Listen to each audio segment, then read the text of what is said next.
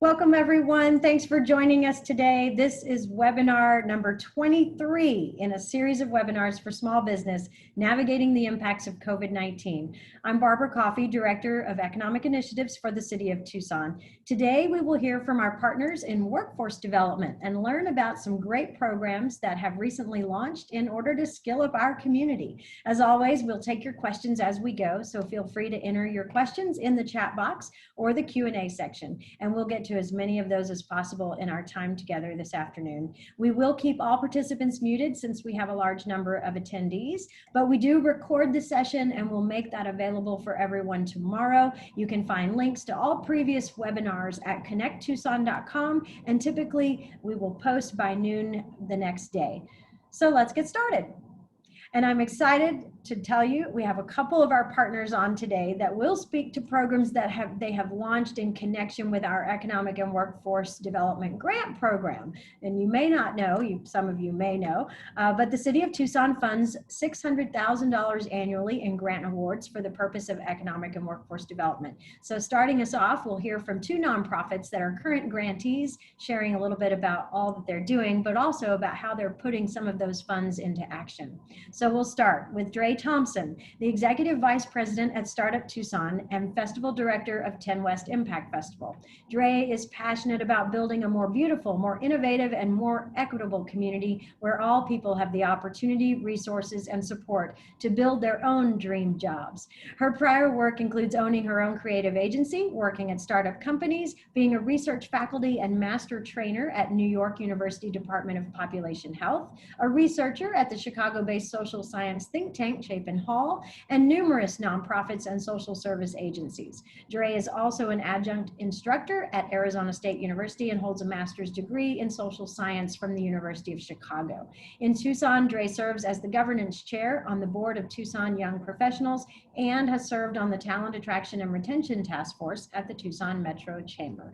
So Dre, welcome and thanks for joining today. I'm excited you'll be able to kick us off, share a little bit about what's happening at Startup Tucson these days and what you're rolling out to support entrepreneurs as they work to grow their businesses here in the city and the region. So Dre, welcome. All right, thank you so much for that introduction, and thank you so much for this series. I've been following along. It's been super helpful for me to learn about resources in our community, so I'm excited to share this program today. So I will share my screen here. So if you don't know Startup Tucson, hello, welcome. You should. We're excited to know about you. So Startup Tucson is a nonprofit organization that's really focused on supporting entrepreneurs in our community. And who we serve. So we serve first-time founders. So if you're someone who's thinking about starting a company, we are here for you to give you kind of the basic steps of how to do that and how to do it effectively. We also serve current small businesses. So this is something that folks didn't always know. They ask us, do I count as a startup? I've been in business for a while, but I could use some support. We absolutely help current small businesses. And so we offer a whole bunch of services for them.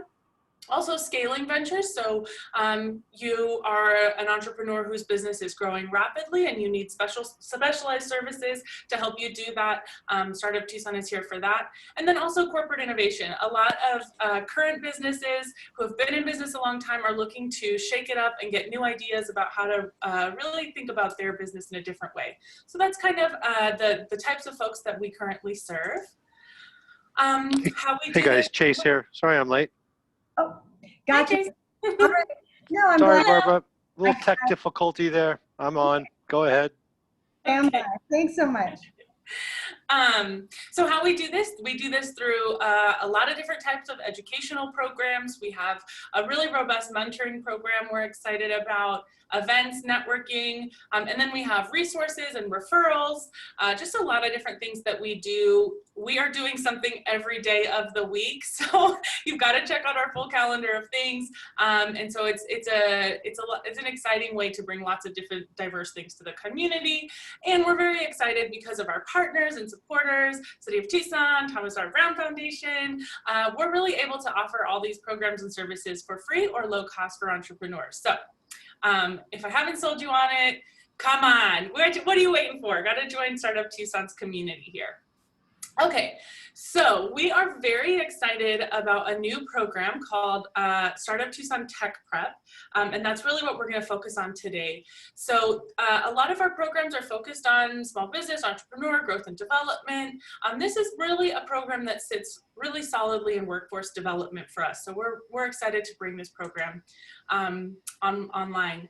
So what is it? Tech Prep is, the goal of it is to prepare local residents to succeed in high-tech careers through kind of two interlocking programs. So one of them is a 14-week workshop that teaches the building blocks of programming through an innovative, creative approach, and it's really well suited for folks who don't have a technical background and are looking to expand into this field.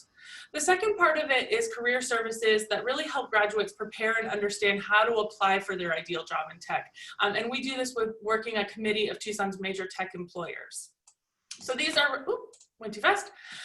Okay, so we thought this was a really important time to bring this program online. Our tech sector has grown significantly in the past, which is exciting, but our tech workforce has not kept pace. And we heard this a lot from startup founders who were having to look for developers abroad and in other states, and really concerned about, could they really start a company here, because did they have the tech workforce to support them? So we thought it was really important to address that. When we were doing our research, there was over 98 unfilled tech positions in Tucson alone. So it is definitely something that we have opportunity to grow in. Tucson also has a persistent problem with underemployment. We have a ton of really talented folks here who are maybe not necessarily reaching their full economic potential because they're underemployed in a job that doesn't necessarily have the growth potential that their talents and skills could really warrant. And these are great jobs. So the average entry-level salary for a programmer in Tucson is over $64,000, and that's well above the median salary. So these are great high-paying jobs that we're looking to fill. Something not to, COVID, misspelling there, but so the current COVID crisis, we are concerned that this will lead to a lot of displacement. It already has for a lot of different folks. And one great thing is that the tech community has been a little bit less impacted.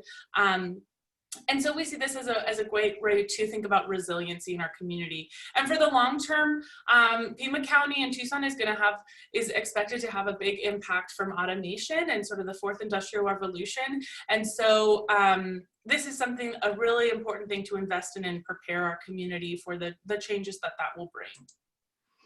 Okay, so Part A, if you remember, there's two parts. Part A is our programming course, and we're really excited about it because there's not really a program out there that's like this. We were really fortunate. Gene Reagan moved to Tucson. He's one of these hidden gems within Tucson. He was a senior programmer at Apple, at DreamWorks, at Amazon, just a very high-level tech professional. And he's someone who's been super committed to thinking about the way that the tech industry hires and really looking to diversify the ways that folks can get involved in this industry. So he, in addition to these jobs, he's had a bunch of his own companies, and he was always trying to hire folks that were coming out of boot camps or these other ways. And he started speaking to a professor at Cornell University, and they started talking about the ways in which there was sort of a gap between people that had computer science degrees and folks that were coming from these boot camps. And so in his experience, they were noticing that coding academies don't always adequately prepare folks for the workplace because they focus on teaching just one coding language often. And really, if you're in the workplace, you need to be really flexible and be able to learn new languages and really keep abreast of the critical thinking that is happening, and lots of language skills will be needed. So that was a challenge. And then often these are really out of reach for folks. They can be between $11,000 and $40,000 for these boot camps. And they sort of indicate that you'll be able to pay it all off because you're going to make millions of dollars, but sometimes that math doesn't always work out that way. And so it can be a real struggle for folks to be able to get that foot in the door. And another piece that is not often talked about, but it's really critical, is in a high-tech position, you're really looking, the standard is to do a technical interview, this whiteboarding. They give you questions and you on the spot have to be able to solve these problems.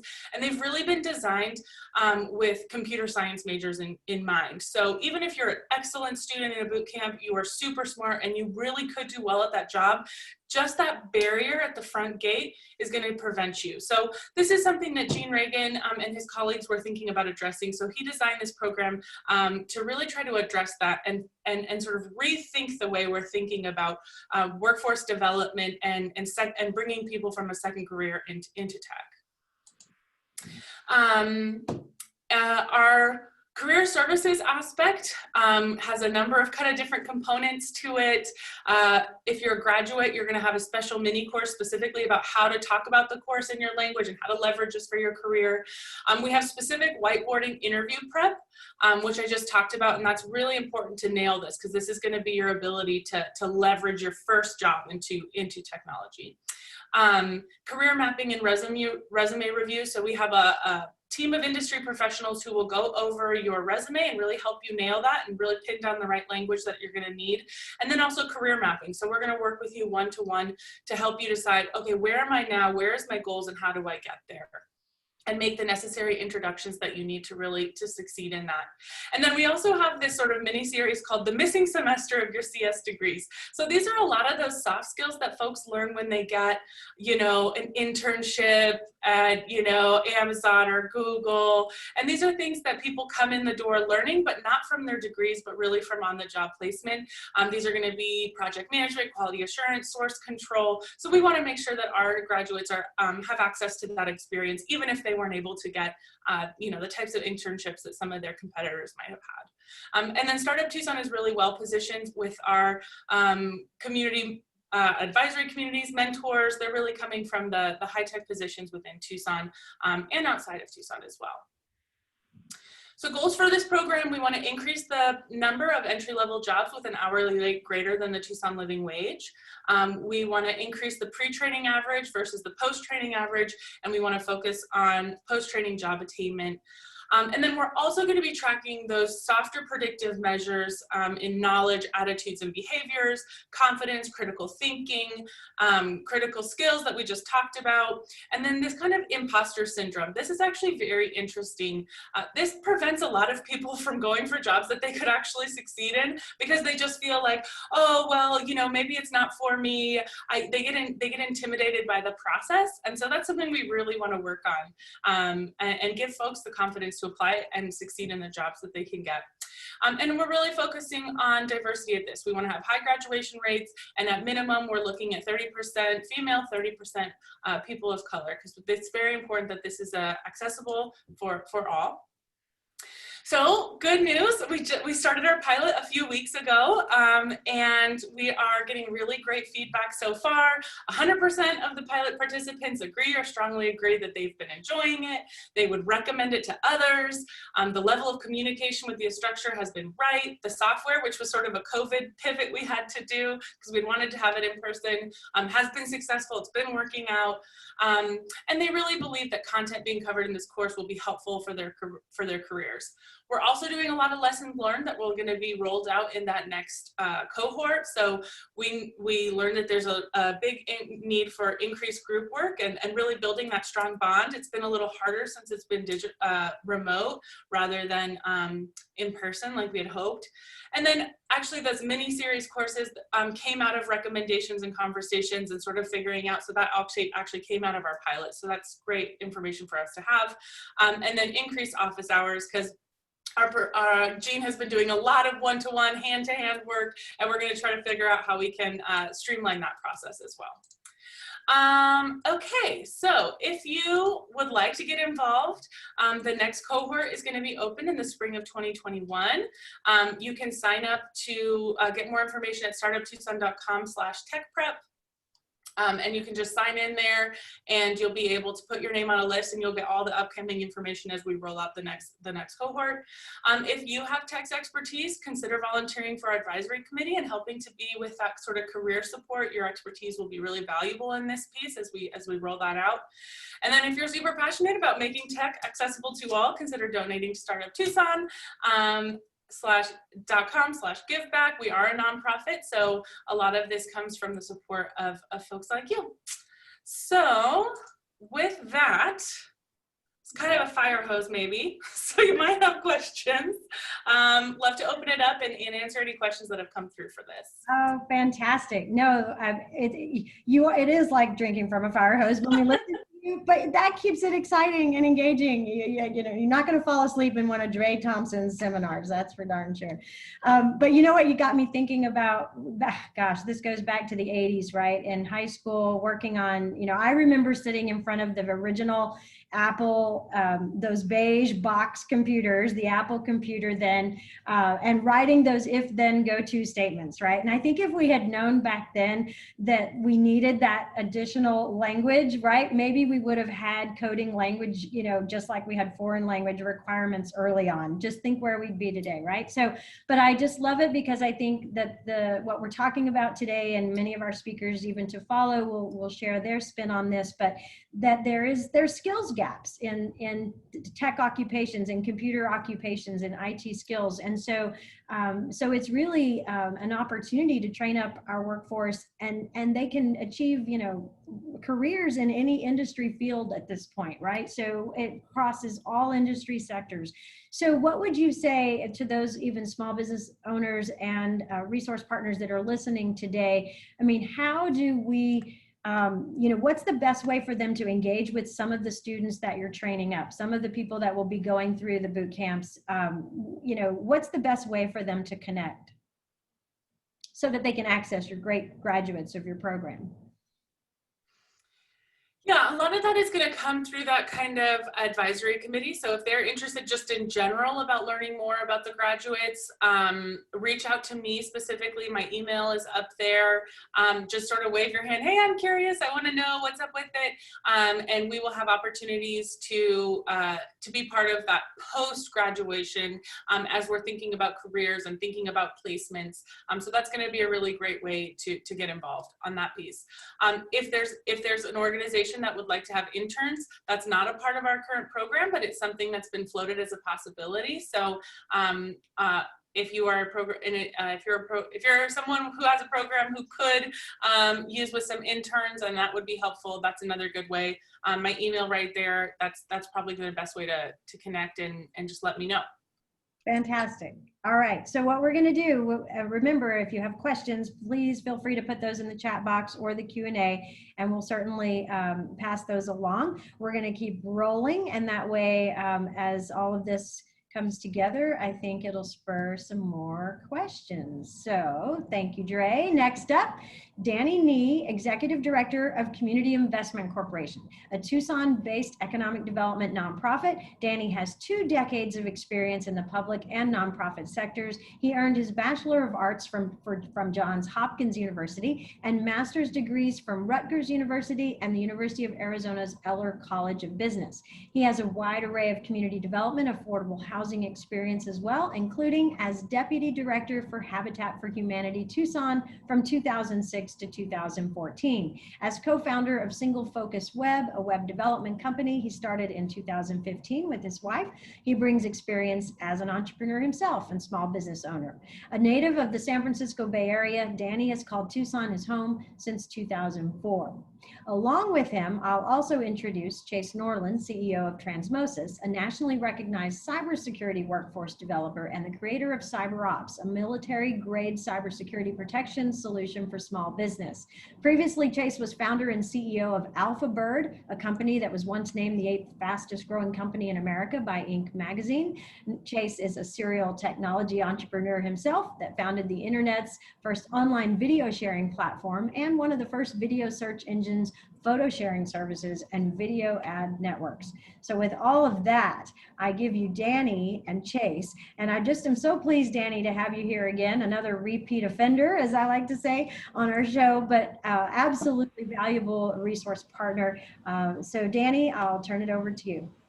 Thanks so much, Barbara. Really appreciate you having us on again. And thanks for all that you've been doing with these webinars, these Monday webinars like Dre. I've been attending as many as my schedule allows. And so really do appreciate all the information that you're getting out into the community. For those who don't know, Community Investment Corporation, we're a financial empowerment nonprofit. We deal in the economic development world. We give members of our community who are shut out and left behind in our economy access to the knowledge and financing that they need to pursue new opportunities. And this is a new opportunity that we're going to be talking about today. What we think and say sometimes is that the system that we have sometimes undervalues too many people in our society, but we don't. At CIC, we know your worth. And we are really proud to be partnering with Transmosis, Chase, who Barbara talked about. This is one of our approaches as a nonprofit, is we try and go find experts who really know what they're doing in the field that we're trying to help out in. So in this case, when we're talking about basically prepping people for the tech sector, we knew ourselves that we didn't have that experience. And so we were fortunate enough to be hooked up with Chase and Transmosis to do that. And we thank again you, Barbara, and the city for helping to fund this pilot. I think Dre covered a bunch of stuff. We're so happy. Anytime Dre's involved in anything in Startup Tucson, I want to be involved as well. Hop onto their coattails, and wherever they pull me, happy to be part of that. Job training, as technology becomes a more and more fundamental part of our economy and workplace, we're partnering to build the new American workforce. And that here in Tucson, that's just as important as anywhere else is on the coast in Silicon Valley. That's something that we want to be able to do. We're also partnering, in addition with Transmosis, who's a company that works across the country. We also have a local partner, which is Go for Vertical, Edward Cruz, who does work in the tech space and helping startups who are in the tech space basically launch. And so he's somebody who sees this, the dearth of qualified the qualified workforce for some of the things that the companies that he works with needs. So this is something we are focusing on, especially the unemployed, the underserved, minorities, veterans, low-wage career changers with the program that we have. And it's basically, we are doing a training with CompTIA A+, which is the preferred certification for technical support and IT operational roles. And we're, much like Dre, we're looking at starting salaries, and in the type of training across the nation, starting salaries average anywhere between $40,000 to $55,000 in this space. So the idea of helping perhaps the underemployed get better employment. There's also, as part of this, which I'm going to let Chase get into more of the details since he's the expert, but it's not just training. This is also, there's going to be some prep for the certification. There's also job placement assistance, whether that's directly with a job or an internship or an externship. And again, this isn't like one of those things, and I hate to poke fun of things on TV, but it's not like, you know, ITT Tech where you pay a whole bunch and, you know, and then you hope that you get a job. This is completely free. The scholarships that are being provided, completely free training for the individuals that participate. And then again, getting job placement, the idea of trying to help people get into the workforce. Our program is starting, the training is going to start October 12th. There's a part-time commitment that's needed, basically about 15 hours a week from somebody who's participating. It's mostly on demand and online and can be done remotely. So the idea is that this can fit around what somebody else may be doing right now. It can fit around another job. There are only a few things that are sort of required at a certain time, otherwise nights and weekends, whatever it is that fits, fits into somebody's schedule. So with that, what I'll do is I'll turn this over to Chase and let him talk about any of the details that I missed. I was trying to give the broad overview. Danny, I think you nailed it there. Can you guys hear me pretty good? Yes. Yes. Yeah, we need to add you to our staff. You couldn't have pitched it better there. There's nothing else for me to say. Very well done. That's a very good overview. Barbara, thanks for having me on. Appreciate that. Yeah, just a bit backgrounder on this is I run Transmosis. We started in Silicon Valley about 6 years ago. And we started off actually as a broader information technology workforce development company, because what had happened was I ran, like Barbara noted, and built a really fast growing digital advertising company, but we didn't raise a lot of money. So we had to basically train people on the job. And something kind of was amazing was that the people who really rose within the organization and became successful were ones that had two qualities, which was they had transferable skills and they had great ambition. And what happened was when they got to the top of our organization, they started getting recruited away to places like Google and Facebook. And I realized, it kind of hit me. That was kind of my aha moment, which is that these fast growing careers in IT were really could be open to a lot more people if they were made aware of it, if there was more funding for it, et cetera. So that was a very inspiration for Transmosis. I've been fortunate to having worked with Barbara in the past on some very successful programs with the state of Nevada, with the governor's office funded there. And in fact, we're even more thankful for that because that got us pretty deep into the cybersecurity field, which is where we're heavily focused right now. But that is really the point of all this, as Danny noted, which is this partnership with the CIC, with the city of Tucson, where the city of Tucson and kind of Barbara's vision here is, going out and finding even smaller sources of capital where we can start opening up programs like this to those with transferable skills and ambition. It's still the two kind of key qualities, is something now we're able to do and bring to the Tucson area. And I think Danny covered it pretty well, which is we've developed a pretty unique virtual training model that also takes them through something called an externship, where you learn on the job real skills in kind of a sexy information technology startup. That's another really key thing, is getting these, Dre talked about it a little bit before, is getting these internships, or what we like to call externships, in particular at startup companies. I think particularly important because it's equal, the skills that you learn and the next generation skills that you learn, but what's also equal, another interesting thing I've learned, is perception, because employers are looking at, how are you perceived? And so, of course, you need to have the most cutting edge IT skills, but you also need to be in an environment that is very appealing to an employer. And obviously technology startup companies are a great way to do that. So when you marry both of those, when you marry getting, like we're doing with the Information Technology Skills Alliance here with this grant from the city of Tucson, we're rapidly upskilling a small group of people. Hopefully we can do a lot more in the future. This is our first pilot program. But along with that is getting them into internships and externships.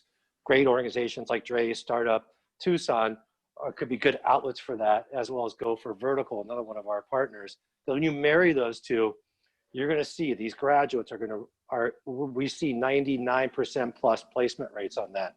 So when you combine both of those. So very excited to be involved with this.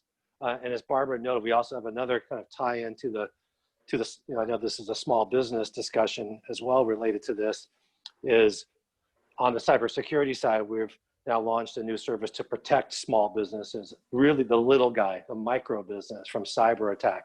And actually, potentially some of these graduates would be interning or externing at CyberOps and learning real skills, again, at a sexy technology-focused startup. So we're looking forward to getting that adopted in the Tucson area as well.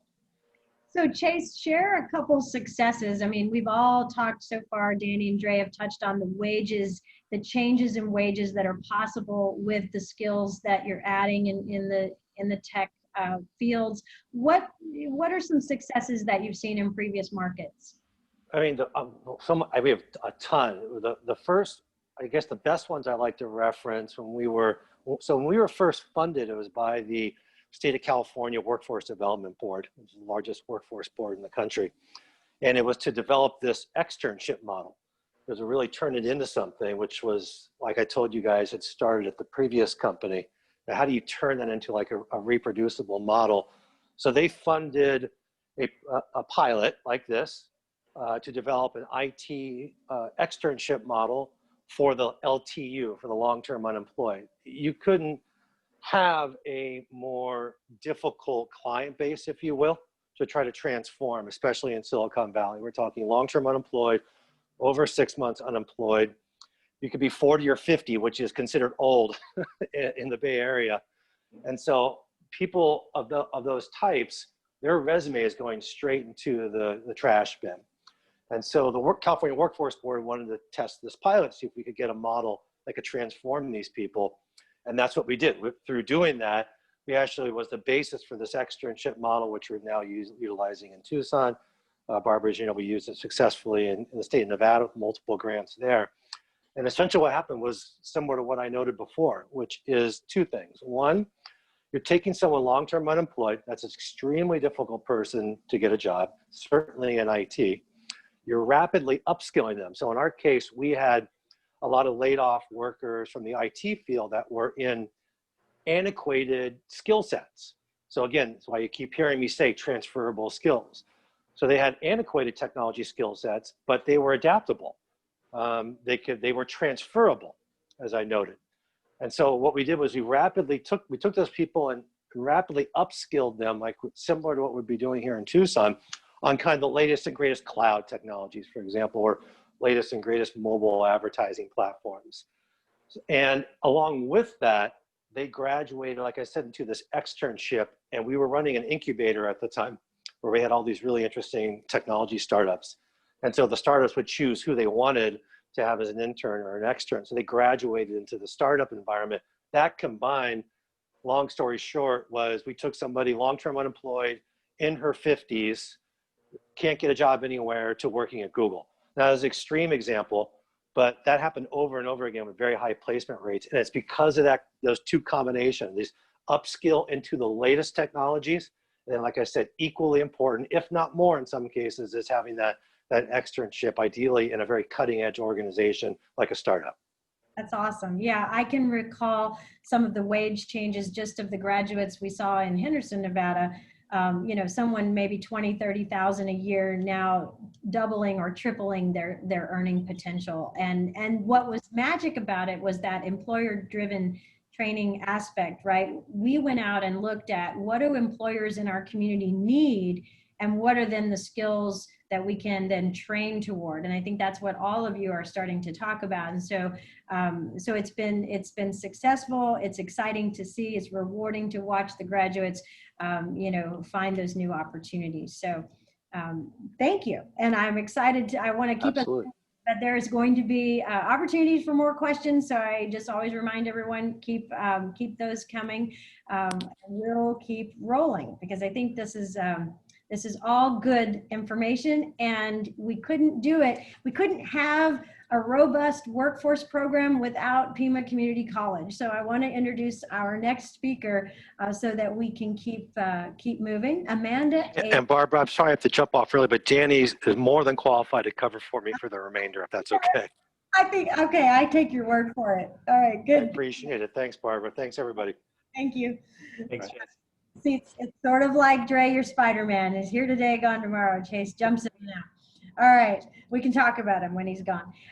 So thanks for that. So Amanda Abens, Dean of Workforce Development and Continuing Education at Pima Community College. Amanda administers career and technical education programs, as well as continuing education and workforce training. She's focused on developing systems and processes to increase responsiveness to business and industry, and piloting new CTE programs and initiatives in entrepreneurial or grant-funded settings, and on developing and deploying contract and customized training to meet the needs of business and industry. Amanda is an alumna of the University of Arizona and has her master's in counseling from the University of Phoenix. Before joining Pima Community College, she built multi-sector collaborations with the Norton School of Family and Consumer Sciences at the University of Arizona, and has over 14 years of experience working with homeless and low-income families. So she brings an interesting perspective. Amanda, welcome, and thanks for joining us today. I'll turn it over to you. I can't wait to hear about some new programs that also fit the IT sector that Pima is involved in. Amanda? Yes, awesome. Thank you so much, Barbara, for that introduction, and thank you so much for having me here today. It's really a pleasure. These webinars are really incredible, the service that you're doing for our community, and so excited to be here with Danny and Dre, and excited to tell you about what we're doing at Pima and how, you know, what we've had moving since before COVID, and really what's accelerated since COVID had started. So I'm going to take a moment to share my screen here, and then we'll get started.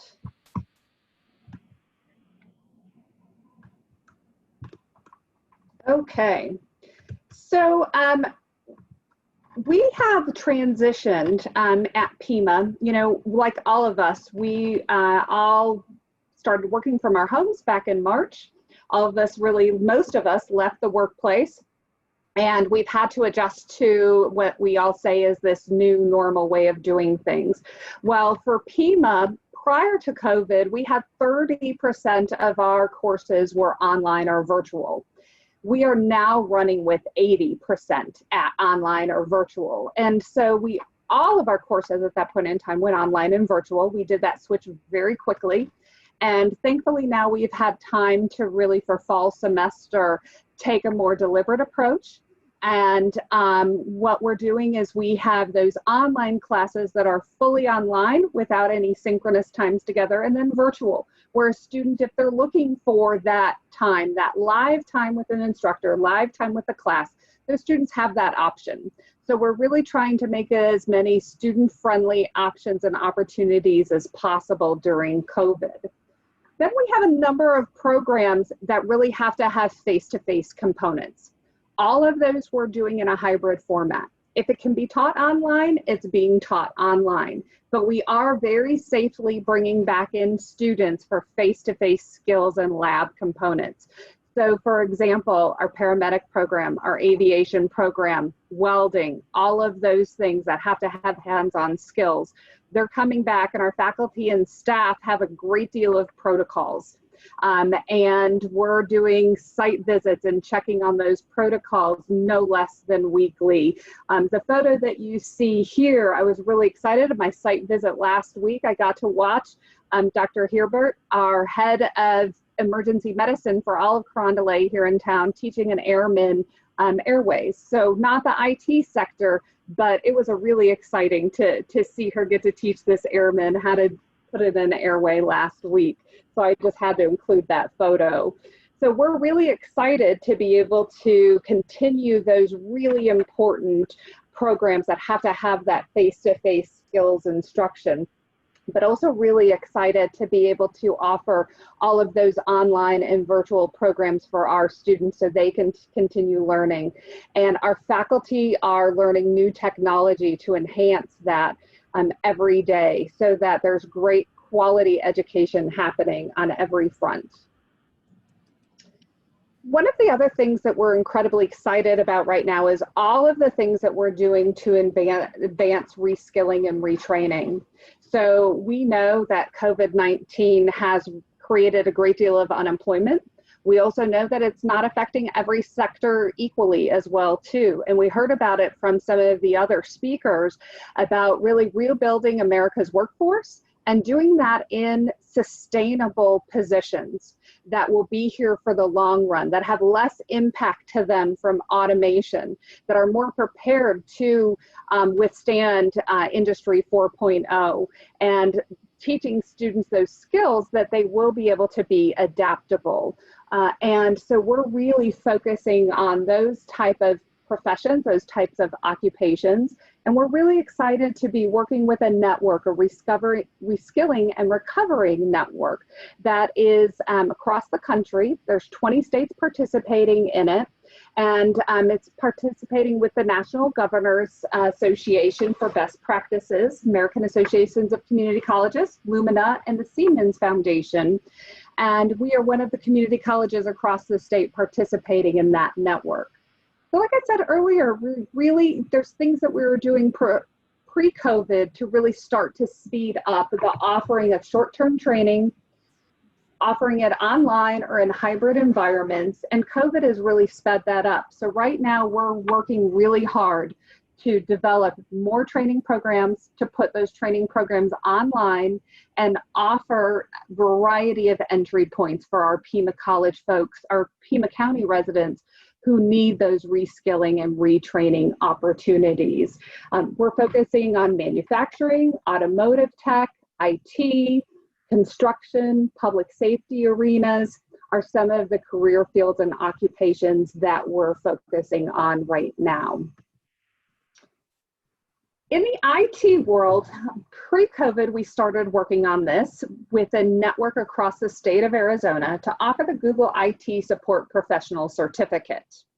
This is a certificate that can be done in about 5 months, a little bit less, a little bit more, depending on the individual. It's offered wholly online. And just like we were hearing earlier, is one of those things that can take somebody from minimum wage position, or maybe they're unemployed and they're making nothing, to be able to have a family sustaining wage as an IT professional. The individuals who complete this program do come out with a Google IT Professional Support Cert. They're also eligible to sit for the CompTIA and A+ exams.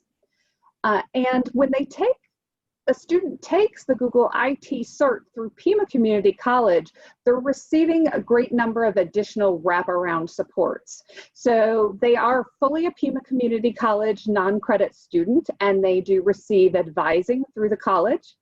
They also will receive credits that can then go onward to an advanced certificate and or a degree in IT. Through that prior learning assessment, the PLA, they can receive 3 college credits. And they also have the support of Pima College IT faculty members that are there to help them step through that certificate. Everybody learns differently and at their own pace, and different students come into it with a different base level of knowledge. And many of our students are going to need that extra help and support that all of our wraparound services provide. And while it is affordable, it is also on the eligible training provider list, the ETPL list. So those dislocated workers or other lower income individuals that are receiving services from Arizona at Work, they will be able to access those WIOA funds to be able to support this Google IT Professional Cert. So we're really excited for that. We have our second cohort going on right now. We've already had our first group start to complete, and we will be starting a group also in January, starting up a new group for this program, and look forward to continuing to enroll more students in this Google IT Support Professional Certificate. On the IT front, there's a lot of things happening out at our East Campus. That is our Center of Excellence for Cybersecurity and Information Technology. While it's a little quieter over there right now during COVID, when most activities are happening online or virtually, we do have the cyber warfare range that opened up about a year or so ago. So we're partnering with the Arizona Cyber Warfare Range and have a live fire cyber warfare range for individuals, for businesses, for students to come in and get that real world practice. So we're really excited about that and having that asset here in Southern Arizona at our Pima Community College East Campus. We also offer a degree, Associates of Applied Science in Cybersecurity, and that does transfer up to the University of Arizona South Campus as well to a bachelor's degree. So really excited to offer that to all of our students, and that is available right now online and virtually for students to access that program. We're really excited about our work-based learning opportunities at Pima Community College. And the last speaker absolutely was spot on talking about the power of those externships. There really is nothing like having that work-based learning opportunity. And so we work with about 250 companies across Pima County on doing work-based learning, often in the form of internships, but we also have a great effort on to scale up apprenticeships across Southern Arizona. And we do offer services to help businesses set up either registered apprenticeships or industry recognized apprenticeships, and really work with company individually to see how we can best suit you. There is nothing like an apprenticeship model to increase retention. It is a tried and true method for retaining. You see our part of our logo there, train to retain.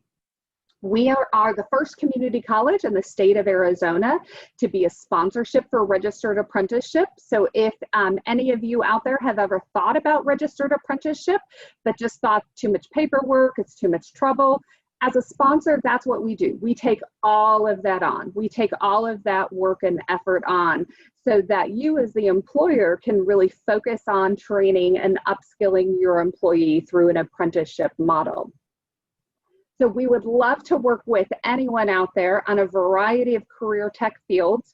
We're really looking to expand the areas and occupations that might not typically be thought of for apprenticeship. So we'd love to work on work-based learning opportunities, be they internships, externships, or an apprenticeship model.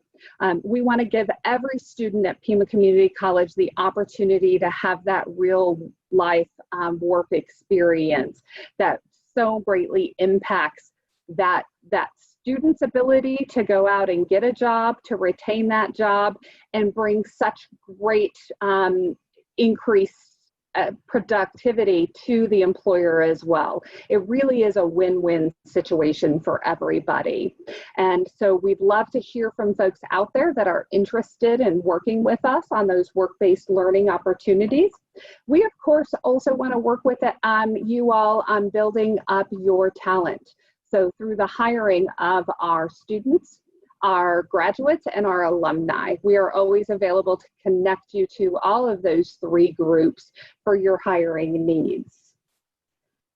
You can get a hold of us, either myself, my email is aabens@pima.edu, or our workforce email, workforce@pima.edu. Thank you so much. Oh, fantastic. Thanks, Amanda. It's great just to hear the breadth of programs that are coming available, and again, all of the opportunities. There was a question for you actually about what Pima Community College is doing with the culinary school. Maybe you can touch on, they asked, is it still operating, and how can restaurant employers access those graduates? Awesome. That's a great question. So as a matter of fact, there's two things that we're doing right now during COVID.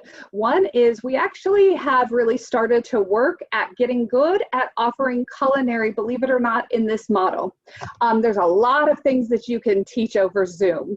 And we have some really sophisticated classrooms that look like a set on Food Network, with all of the cameras, and you can see it from the top down, so that there really can be really engaging culinary education in this model.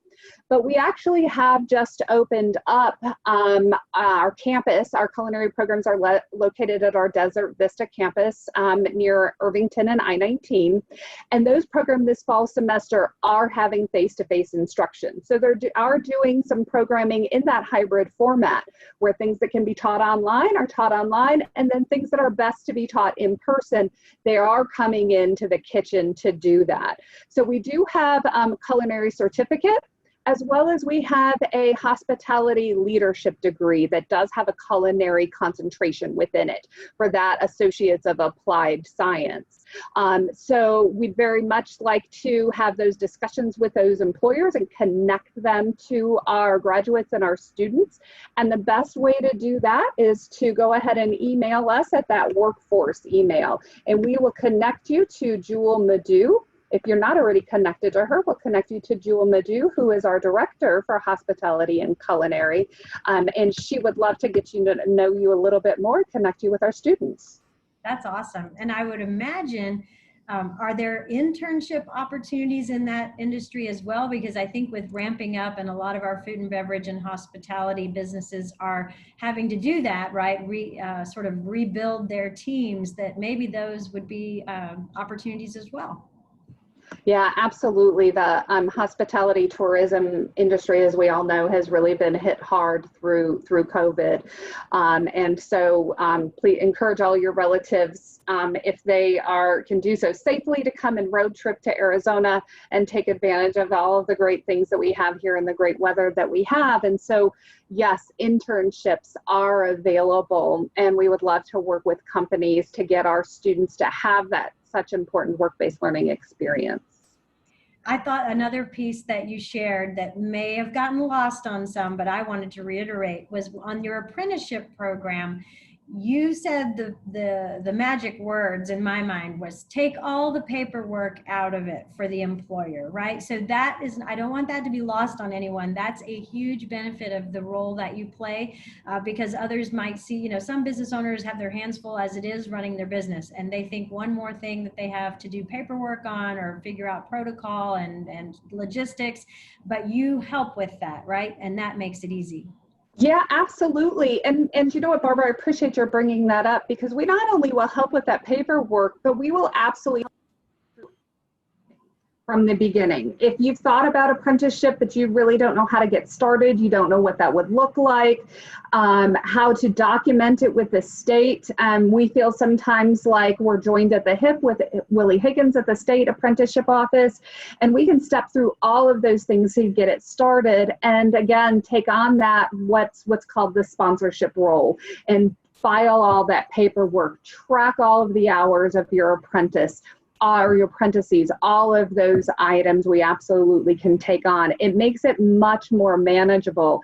And when you talk about retraining and reskilling and working with a community that has really been hit economically, and we know those individuals out there that don't have income coming in, for somebody to be able to earn and learn at the same time, to be able to have a job while they're going to school, really there's nothing like that to be able to help a community recover. That's great. And I think I heard that from Danny and Dre as well, that the idea is that we're making these opportunities available, right? Reducing barriers wherever we can. I was actually on a webinar earlier today titled Racially Inclusive Recovery Programs, and hearing about what cities like Portland are doing, and others similar, where they're removing barriers of entry, they're bringing costs down associated with these training programs, as you said, Amanda, shortening timeframes as well from what you would normally expect for these kinds of programs. And that's a win-win, right? It helps us get people back to work and get the training they need. And so, with that, I mean, Danny, I wanted to go back and maybe Dre as well, touch on, some of the ways that we're reducing barriers, the ways you're reducing costs, how you're helping people take advantage of some of these other programs. What are some ways that you all are doing that? Well, we think transaction costs for the people who are accessing any sort of service, we think people don't pay enough attention to them. So it's actually one of the keys. We're involved in something completely different. It's an eviction prevention program. And really one of the things that we're looking to do is how can people apply and not have to apply all different places, 5 different places, for the same service, and just find out which one gets to them first. How do we reduce those transaction costs? And I think, as was being said, the idea of flexibility in this space, allowing people to, be able to do a lot of the work on demand when it is that they have time. We ourselves, CIC, we work a lot with moms who are trying to get back in the workplace. That's actually a big part of our own workforce. And so what that means is we understand how flexible you need to be. And I think we have gotten some incredibly talented people. And the reason is because we're willing to be flexible with their schedules relative to other workplaces. So again, I mean, I go on about the different things we do in different areas, but I know that we are very, very focused on how do you reduce the transaction costs of getting assistance. People, I don't think, understand just how much time it can take. Paperwork, as Amanda was talking about, for those, trying to get an apprenticeship up. I think it's really important that those in our space pay attention to that. Hey, that might be why, weren't you named like a workplace of choice in a best of list just this weekend, I read? Sounds like you have some happy employees, but but That's what it's about, right? So we talk about reducing barriers in so many ways. We want people to be able to take advantage of these new opportunities. Dre, I have a question for you. When you think about the businesses that you're working with, small businesses and entrepreneurs, I always think sometimes, some people may ask, am I an entrepreneur? What do you say to that? Small business owners, they are their business, right? But is there a distinction? And what would you say, how do you encourage small businesses to take advantage of the programs that you have at Startup Tucson when they may associate that with entrepreneurial development and forget that they themselves might be one? What do you think? Yeah, that's a super interesting question, and it's something that has come up a lot for us. I kind of touched on it a little bit when I was talking about the imposter syndrome. We see this again and again where folks who, kind of what you're saying, are a small business or they have a side hustle that they are not really valuing as a startup. So we'll talk to them and they're like, yeah, it's just a little thing. It's like fun. It's like not a thing. But suddenly they're making some real money. And so you're like, no, you are an entrepreneur. There are a lot of services that are available to you once you kind of take that mantle and you're like, oh, this is a viable business and I need to take it seriously like that. Sometimes folks get in trouble because they will, not take it seriously as a business, but then suddenly the IRS is like, oh yes, it was a business. So there's a lot of reasons why you want to really take yourself seriously as an entrepreneur. And there is that imposter syndrome that folks are thinking, oh, it's not for me, or I don't look like what an entrepreneur looks like in society. And so a lot of the work that we do is just creating a very easy on-ramp where people can kind of dip their toe in the water and say like, oh, these are my people. Actually, this is really helpful. And so a lot of that comes through just being really present and networking in the community and talking to folks, reaching out to different communities that might not think of themselves as that way, being really engaged in a lot of different spaces, like working with SACA, with creative entrepreneurs. That's a group that often doesn't value the talent that they bring to the table and the economic power that they can have.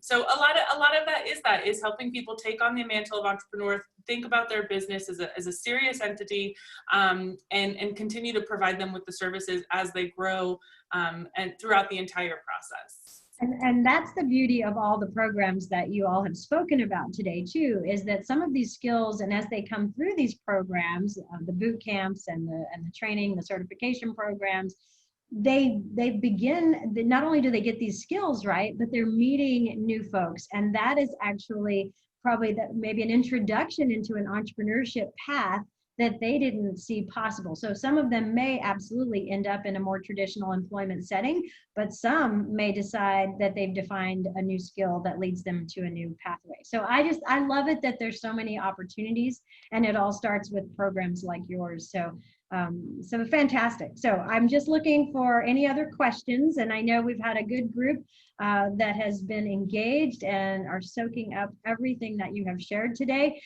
We have lots of places for you all to follow up and find the information that was presented today. So I do encourage you to look at those websites and make contact with the people here that have shared. So thanks again to our speakers.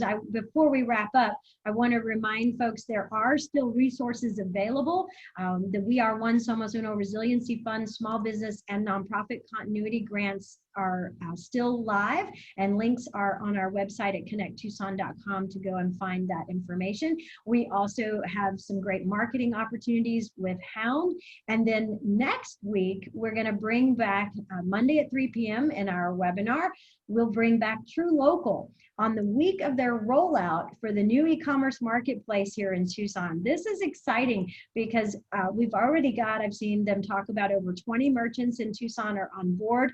They will continue to add, but when this e-commerce marketplace goes live, it will compete with the giants. So those that we're used to shopping at home with will now be able to do a more effective job of shopping locally and still having our product delivered to our door or available for pickup. So you can't beat that. So tune in and you'll see how that's coming together. Be sure to register when you see your email invite in the inbox. And it's our goal to keep you connected during this pandemic. So again, thanks to our speakers.